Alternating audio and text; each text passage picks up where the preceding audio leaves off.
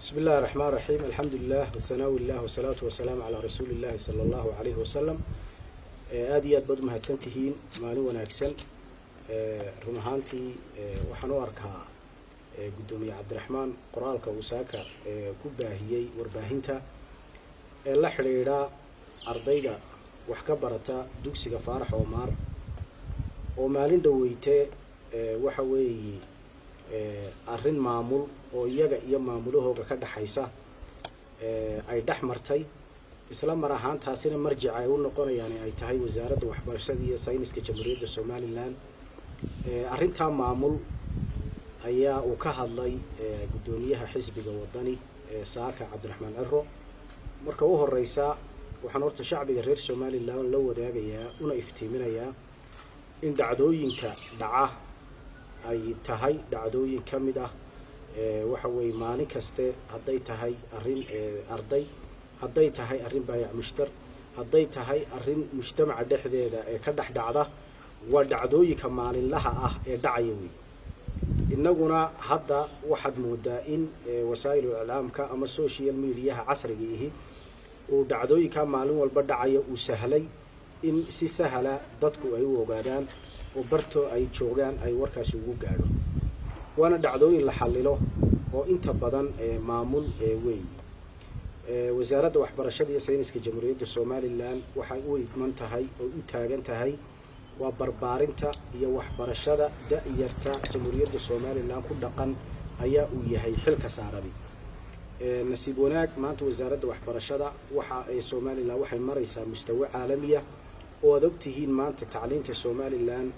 taalaayi inaanay adduunyada oolin qofka maanta ka baxa jaamacadaha Soomaaliland iyo dugsiyada Soomaaliland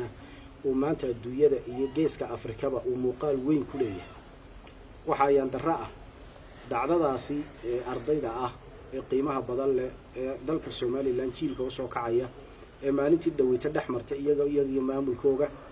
in ay ardaydaasi sharciga gacanta ku qaateen isla mar ahaantaasina ay rabshad sameeyeen marka rabshadaha noocaas dhaco wuxuu sharcigu waajibinayaa in booliiska oo saaxiibka dadweynaha uu ka hortago isla mar ahaantaasina uu qabto cid kasta oo nabadda dhaawacaysa ardayduna taa u la mid ahaayeen cid kasta oo sharciga gacanta ku qaadataana waxay waajahaysaa sharciga waxaan u sheegayaa gudoomiye Cabdiraxmaan oo Saaka soo baraarugay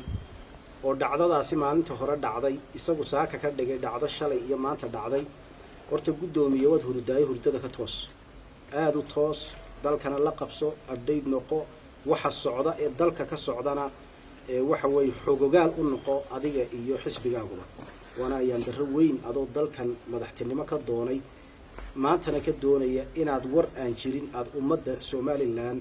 aad waxa way la hortimaado waxa tiri dad baa xiran dhaqsaha loo soo sii daayo waxaan ku sheegaynaa dad xiran inaanu jirin